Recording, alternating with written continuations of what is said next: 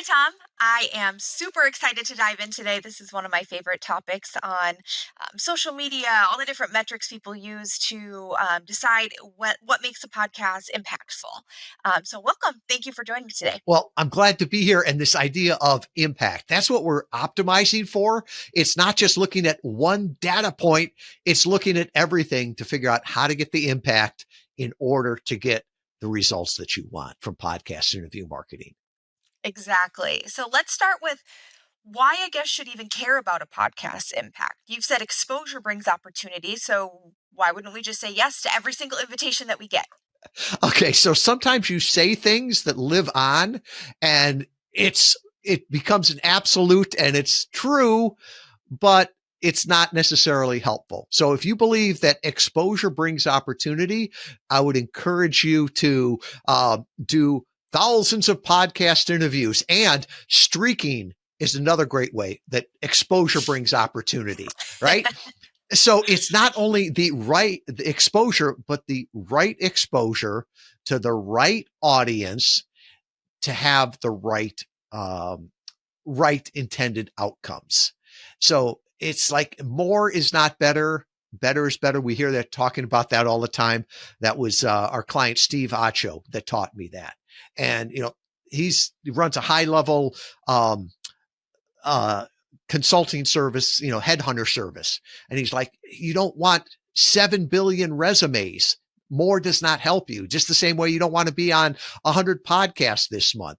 And he said, wouldn't you rather I brought you the 3 people that could change your life? And I'm like, yeah. And the idea of wouldn't you rather be on those podcasts that make a difference, make an impact? There's that Pareto rule, the 80-20 rule. Well, let's not do the 80% of the interviews that are not impactful. Let's figure out what the data says so we can find that 20% that are going to really move the needle. Absolutely. So, speaking of data, what are some of the maybe key factors that individuals or businesses should consider when they're looking at, getting results from their podcast appearances? Yeah. And data has changed so much over podcasting since we started 9 years ago, right? Let's be honest. When we started out, it was more podcast guessing than podcast guesting because there wasn't data. It was really, what's the name of the podcast? What's it say in the description? Now we've gotten so much more data, and some of it is publicly available. Some of it you have to license. And then there's other data points that have been so distorted by the bots that people won't even look at them. And we can dig into that a little bit.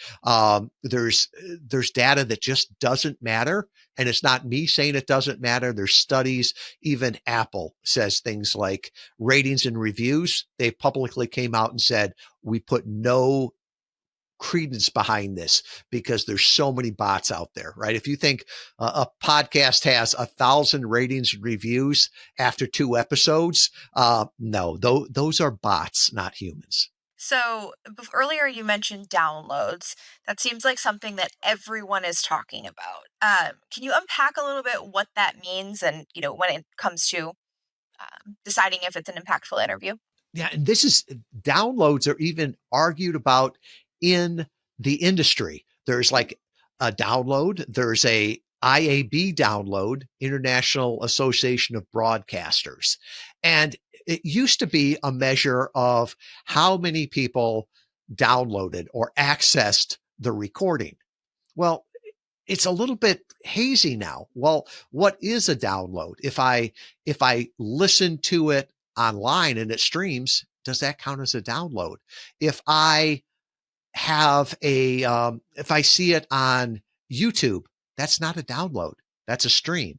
If I listen to it from Spotify and stream it, that's not a download. That's a stream. So this idea of more downloads equals more listens isn't always that way. So it's not a one-to-one. And sometimes it can be misleading. And I think of years ago, we were with a client and she had just gotten on her first podcast. It was a great podcast. And she came back and she said, well, I don't understand why, you say it only has, I think it was 5,000 downloads in the first 30 days. I'm like, that was a great podcast. It was your ideal audience. And she's like, well, I was just on a radio show the other day and I got 3 million listens. And I said, well, what radio show was that? And she told me, and she didn't even remember. It was like some station out of Indianapolis. And I'm like, that means the reach was 3 million, right? Their signal reached 3 million people. So if everybody was listening at the time you talked to that station, 3 million people would have heard you.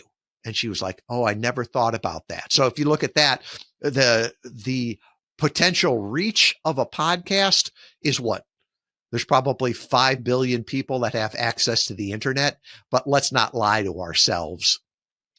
Not everyone is going to be listening to that podcast. Not everybody speaks English. So that's why I say downloads, and especially downloads in the first 30 days are important. It's just one data point, but we need to look at all of the data points to figure out if it's impactful, right? More downloads don't mean more impact. And here's another example.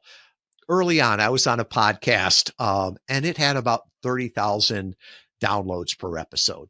And it was an ego thing. All right. I wanted to be on this podcast. It was the biggest show I'd been on. I got on there, I talked, and from that, I think I got a handful of leads. Right. But I could say, oh, I was on this big show.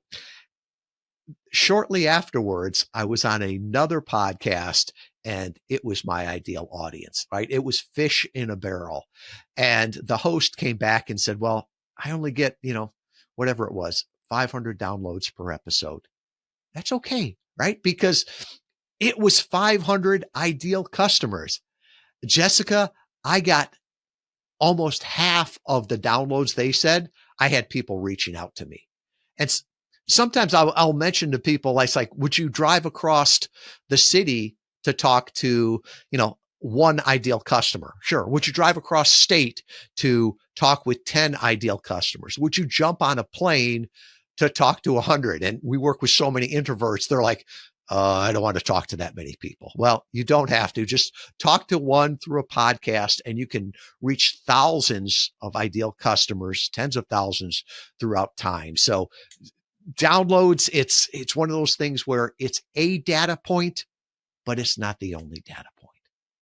Well, and they also say listeners of the entire episode, correct? So, like, I know a lot of podcasts that I listen to, they might have a commercial at the end. So, I'm not listening. So, I'm not even included in that data point then.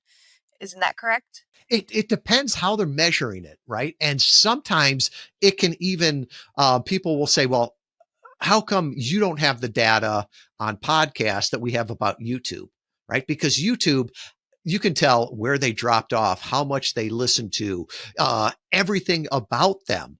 Well, podcasts are different from the standpoint if I download it onto my phone, right? And then I listen to it. I listen to some of it and then I stop and then I come back. It's not as easy to tell on that. The other thing too is that it's a fragmented industry. So with video, the vast majority of it is off of YouTube. Whereas with podcasts, you can listen to it on iTunes, you can listen to it on Spotify, you can listen to it on Overcast. There's dozens and dozens of players. So when somebody comes in and says, well, they only have this amount of subscribers or this amount of downloads on Spotify. I've never listened to a show on Spotify in my life. I don't use that player. So to say that is like, once again, one data point, and you can't make, especially today when you've got so many different data points to look at, you can't make that judgment on one thing. Exactly. Well, and thankfully, Apple has gotten rid of the auto download. I'm so thankful for that. But I know I don't download my favorite podcasts. I also don't rate and review them. I maybe should, but it's one of those things where I'm kind of left out of those metrics for not downloading and not rating and reviewing my favorite podcasts. So let's talk about that for a second, because there have been changes here in 2024 that have drastically impacted the industry.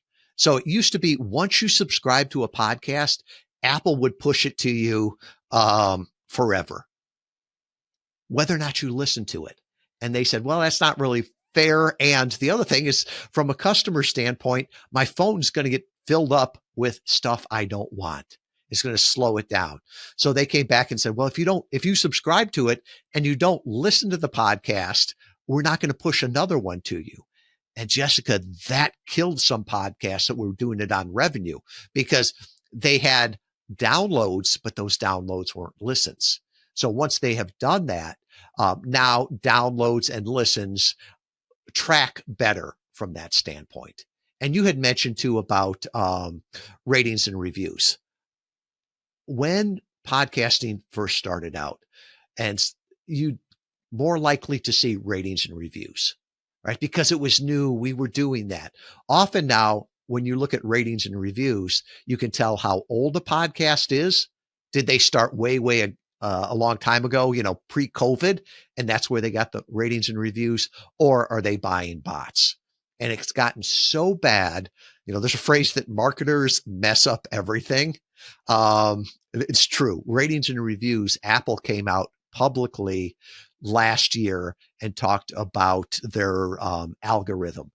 And they said that they do not look at ratings and reviews, right? It can be helpful for people just to look at it, but that bots got in there so much that people were just buying ratings and reviews.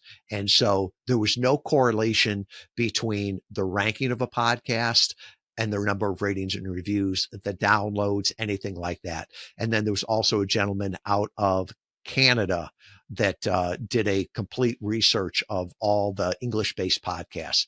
And his conclusion on that is that there's no correlation between ratings and reviews and popularity of a podcast, charts, where they are on the charts, or even for downloads. It's one of those numbers that's more right now a suspect number, more of an ego number than truthful. And you see the same thing on Amazon, and Amazon has had to crack down on it too, where people were just buying fake reviews and putting it up there because they were trying to game the system. Yeah, exactly. You had mentioned a little earlier about YouTube. So I know that is definitely a metric of whether or not a podcast is impactful. However, not everybody has YouTube. So, how do you what are your thoughts on those metrics? Yeah. And YouTube is a great platform, right? And now over 80% of podcasts are video, right? Before COVID, it was less than 1 in 5. So podcasts have gone from this audio only format to a video format. And for some podcasters, they put it up on YouTube also. And it's great for discoverability. And some of them get traction on it. Other ones don't because that's not their medium. And so to say that YouTube correlates with downloads is different. And I think it's different with different demographics, right? If you look at the data, the younger an audience is, the more likely they are to go to video. The older that they are, the less likely. And then also, you could probably talk about professionals, different markets there, while executives and high income people are more likely to listen to podcasts.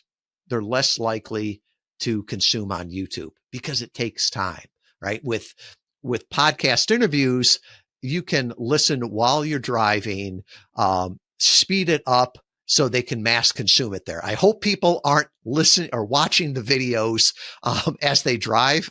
Unfortunately, I think people are, and maybe self-driving cars someday will change that. But if you're optimizing for a younger audience, maybe look at that number. If you're trying to grow your YouTube channel, well, we can focus on that. And there's other ones too, where people will say, well, their Instagram following isn't legitimate, right? So their podcast might not be. Well, you can't have all things in all categories. If somebody has an excellent following on every social media platform, they're excellent on YouTube, they're excellent on all of this, I throw the red flag and say, that's probably bots, right? And you could even look at that on Joe Rogan, right? So Rogan has got an amazing podcast. That's always number one, right? You look on YouTube, he's got a younger audience. He does a lot with video. He's big there. I'm not big on Instagram personally, but I believe he's got a pretty good Instagram following, TikTok. I would look at his LinkedIn presence and say, well, he's not legitimate. Well, that's not where his audience is. That's not where it is. So a lot of times it's figuring out what your goals are, where your audience is, and then looking for those different factors that are important. I'm an engineer by degree, and I remember something that a professor taught me years ago. There's this like long equation with all these different factors in it. And he just starts going through and it's like, this one's hard to measure. This one's unpredictable. This one doesn't change it. And so he went through, and if there was 20 factors in it, he figured out the three that really exist that mattered to the outcome. And so that's what we try to do also, is what people are trying to accomplish, who they're trying to reach. We'll look at different things. And there's all different. We license a dozen different databases, including ours. And there's different things you can look at, right? You can look at, you talked about the downloads. You can also measure engagement, right? The website is so important for backlinks. So that's the SEO, the authority, the Moz score. There's the social media that we talked about, YouTube. But then there's also things, even we license databases that can tell us the demographics, right? Do you want a female audience or a male audience? Do you want a young audience? Do you want an older audience? What countries do you want? Right? It's that old thing of you can't say enough of the right things to the wrong people. And another story, it's like, remember, we helped a client that was doing um, they were going public, and it's called a road show. And they were going out there talking about the business before they went on their road show. And the CEO came to me and he's like, yeah, my assistant said I should be on the Joe Rogan show. Would that be a good one for me? And Jessica, I don't know if you remember this. It was back when Elon Musk was on Joe Rogan's show. And no judgment. It was legal in the state they were doing, but Rogan passes Musk a joint and they both take a hit right there. And so I explained this to the CEO and I said, would you be comfortable on that? And he's like, my board would fire me. And I'm like, yeah, I would never put you on a podcast with a comedian, right? That is way too dangerous on there. And he's like, that's why you pick the podcast and my assistant doesn't. Absolutely. So let's jump into some concrete examples. Say you're an author who's launching a book. What sort of factors would you look at when deciding impact? Yeah. And I love when we get specific on it. So if you're an author and you're just launching the book, because there's different ways to do it. Is the book supposed to be driving to courses and to other things? What is the purpose of the book? Let's just say they're trying to get a list, right? And we've worked with a lot of clients where they do that guest storm. They start 4 to 5 months before the book launches. They do the interviews and they drop plus or minus 2 weeks of when the book launches. It gives this big uptick. It's a good way to hit lists. Well, what they want is people to go to Amazon and buy the book. So what they're looking for is reach. They're looking for podcasts that speak to their ideal audience and that talk about books. So there's, different ones. The marketing book podcast. I know Douglas just shut that down, but that was the place to go if you had a marketing book, right? If you go there, that's where people are listening. Read to Lead with Jeff Brown, right? If you want to get leaders, executives to read your book, that's what they're going there for. So you go to podcasts that not only have your right audience, but also their readers. They've identified that. And so those are the things to focus on more with that. Is the SEO important? Maybe, right? But that's not the biggest reason you're doing it. Could you use the content to repurpose? Sure. that would be helpful. But if you're just trying to hit a list, there are specific podcasts you can go to that drive sales of books because that's why they're there.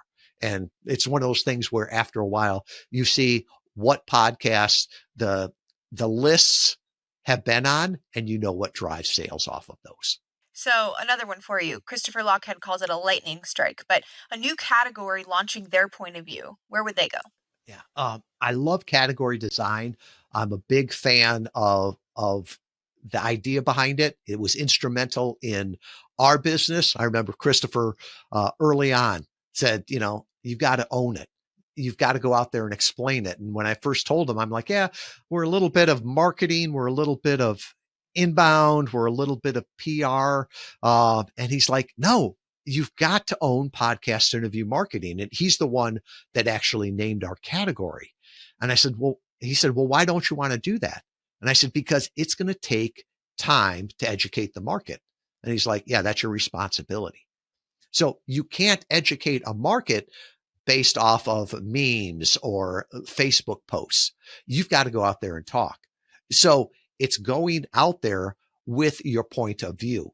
And it's talking to the people that are your super consumers that understand this, as Eddie Yoon would say from his book, Super Consumers, to get a longer discussion. And it's more of a strategic discussion because you need time to explain this is how we see the world. This is the point of view. This is what we think is broken in the world. This is what we think will fix it. You're going to have to take time to do that. Unless the host is media trained and you're media trained, you're going to need at least 30 to 45 minutes to do that. You're going to need to go on various podcasts, and they're probably going to be more strategic podcasts, not very tactical, right? If you've got a different point of view on health, like one of our clients had with Malibu Milk, right? She wasn't going on a podcast that talked about, here's the 6 hacks to lose 60 pounds in 60 seconds. No, she was going on more strategic podcasts and talking where her ideal customers were. So that's where she'd be looking at things like, what are the demographics, right? Let's go into there of our ideal customers, go into where they're listening, right? Because if you've got a lightning strike you're doing and you only can serve a certain country or a certain area, you don't want to drive demand. And you're not capturing demand, you're driving demand in areas that you can't serve, right? Sometimes we'll have people that are launching a new program and that includes one-on-one coaching.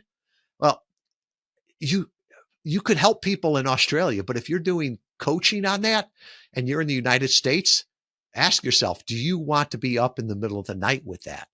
Other things on that would be, how are you going to use this for your lightning strike? Are you going to repurpose this? And if so, find podcasts that have video, excellent video, so you can slice and dice it, right? You can get a month's worth of content out of every podcast interview. So that'd be a thing to do. If it's a brand new website, I would look at the website authority. How much is that backlink worth, right? The Moz score. There's some different ways to look at that. And so those are all things to think about on there. It's not just, I want to go on, this is a lightning strike, so I want to be on 100 podcasts. No, more is not better. Better is better. So those are the things to think about. And so, a lot of people that we have come to us are professional services firms. They're looking to fill their funnel get those high quality leads that ultimately turn into business for them. Where are those people typically hanging out? Yeah. And professional services works so well with this. And I think there's a couple of reasons for that. Matthew Pollard, who wrote the Introvert's Edge, has really helped me educate me on this. And I think so many of the founders of professional services firms tend to be more introverted. They don't want to go out there and be carnival barkers and be unprofessional, but they've got passion around that. So podcast interviews can be great for that. But also remember, this is professional services. So you want to make sure that the podcasts that you go on have a positive impact. So are they professional? Are they strategic? Do they have the right listenership in the audience? Often the audience is like the host or aspires to be like the host, right? If you are talking about, say, problems that mid-sized businesses face, you don't want to be talking to entrepreneurs or wantrepreneurs. They will not understand the problems there. And the other thing is that we're judged by the company we keep. So just as important as what podcast you want to be on, you want to focus on which ones do you not want to be on. And I think this is a really important when you're doing I hate the term high ticket offer, right? No, it's not a high ticket offer. It's like different things, is buying an Airbus a high ticket offer? I don't know. For airplanes, yes. But it's really more of a relationship sale. So say you're professional services and you're not just selling to one person. It's a committee that's making this buying decision. You want to make sure that you're not on one of these podcasts that I refer to as Wayne's World podcasts, right? Two guys in their mom's basement. Because all of a sudden, when somebody says, oh, I believe that we could use Interview Valet as a marketing channel to get out there. And all of a sudden, somebody Googles the name. And often the last podcast interviews or the last video shows up there. Well, if they see me on, the Stoner Brothers podcasts, they're going to look really quick, and that will kill more deals than anything. And once again, what are we benchmarking off of? Are we benchmarking off the best in our industry or the worst in our industry, right? If you're professional services, what is Ernst & Young, Bain Capital, all the big consulting firms? Do you see them using Facebook ads and funnels to get their business? No, they're tapping into audiences, and sometimes they'll put on their own event or they'll go to other people's events. So I always look at and say, if the best in your industry would be on this podcast, you should be on this podcast too. So once again, it's what is your audience? What are you trying to do on this? And also knowing that for professional services, I love how Greg Alexander, who wrote a great book called The Boutique, he points out that services are bought, products are sold. And so sometimes it's just about going out there and getting this educational information out there. So as people are looking to buy, they're finding you, that you've got the expertise. Another client that we worked with early on, he was a high-level cybersecurity analyst. And he's like, I want to get out on a podcast to raise my brand. And I said, so you want more clients? He's like, no, I've got as many clients as I can take. What he says is what I want this body of work out there so that every client that comes to me, I can charge more for. He's like, I don't want to work harder. I want to bring more value to those who value me. Or the other ones that said, I want to double my amount of leads incoming from this content. They were using it as a content marketing play. And I said, okay, double your leads. So you want to double your business. And he's like, no, I want to have more leads so we can be more picky on who we deal with. So really, we always start with the goal in mind, right?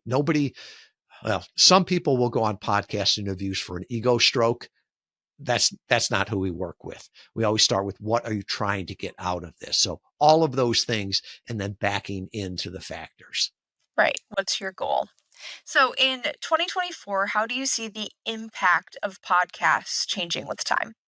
Well, I think the name podcast, I still, somebody's going to listen to this 5 years from now and say, and laugh every time they say podcast. I'm amazed the name has stuck around as long as it has, right? Podcast refers to the iPod that we used to download it on. So I think really it's getting to be more on-demand media, right? So we can create in the way that's easiest for us, repurpose in the way that's easier for other people. So think about how you can create and then repurpose that. Figure out where your clients are. You can slice and dice and get videos out of it and put in social media. You can get blogs, articles out of it. So I really look at it more as media now than just podcasts. And I think the people that are getting the most value out of every interview are the ones that are seeing it that way. Right. It's like, I don't want you just to do more interviews. I want you to do better interviews and then do more with every interview. Some of the times I'll say that, Tony Robbins, right? Gary Vaynerchuk, Alex Hormozy, those people are content engines, but they don't create any more content than you and I do. What they're doing is they're capturing it and repurposing it, and most of that is all repurposed content. So that's how I have people talk about that. Think of the impact you could make with this one interview. Just don't look at it as a silo of just a podcast. Well, thank you, Tom. This is definitely an interview I think that I'm going to go back and listen to. I hope all our clients, future clients, everyone listens to it, saves it, listens to it again in a year because there's so much valuable information here on how we can determine if a podcast is truly impactful for our goal. So, I'm going to add one thing to that. Not only are people listening to it, but I believe the bots and the large language models are listening to it also. And we've had people that have been talking about this, that the large language models have pretty much combed history. And so as they're looking for new ideas, new things to learn, they're looking at the people that are out there talking about it, writing books, putting out content. So I really believe that a great way to be relevant not only to people but relevant to the large language models is creating content out there, because they're listening and they're going to be referencing the people that they're learning from. So it's a great time to be out there and sharing what you know. I love it. The ever changing landscape of everything. So, better is better. Thank you, Tom.